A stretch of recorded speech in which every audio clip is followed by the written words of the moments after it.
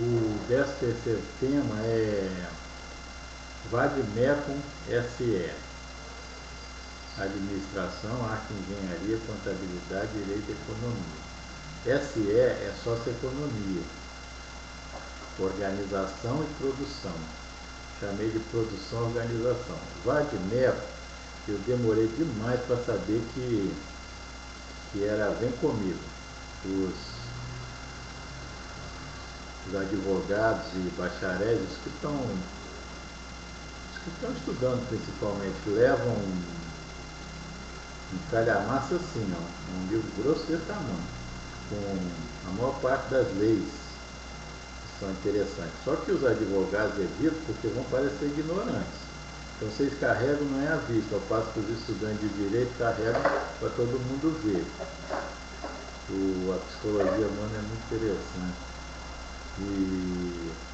Então a proposta aqui é criar um Vadmecum, Vem Comigo, um resumo para a administração, um VM da administração, uma coisa que contenha os elementos todos interessantes para a administração, que aponte a bibliografia, as melhores escolas, onde as pessoas podem consultar os elementos, que livros são sugeridos, os 10 mais importantes, os 100 mais importantes, os 1000 significativos da profissão, enfim, tudo isso. E a mesma coisa para arquitetura e engenharia, arquitetura e engenharia, poderiam ser dois, ou pode ser um só, para arquitetura e engenharia visando reuni-los, os arquitetos e os engenheiros.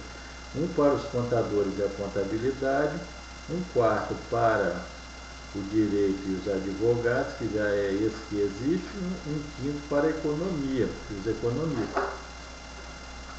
Então seriam 5 Vadmecum, e poderia haver um sexto, reunindo os elementos comuns, de forma que essas 5 profissões, que eu penso que são centrais em relação às técnicas, possam dialogar, inclusive visando criar um centro nacional e um centro mundial, em que eles possam dialogar a respeito delas e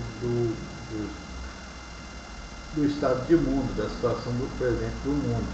Então eu imagino que faria todo sentido lançar esses 6 livros, esses 5 que eu já citei, e o coletivo, o conjunto deles. Acho que alguma editora poderia encampar com os profissionais de cada uma dessas 5, se a engenharia e a arquitetura foram consideradas separadas, 6 áreas, e aí em vez de 6 livros seriam 7. De tal maneira que se houvesse 6 ou 7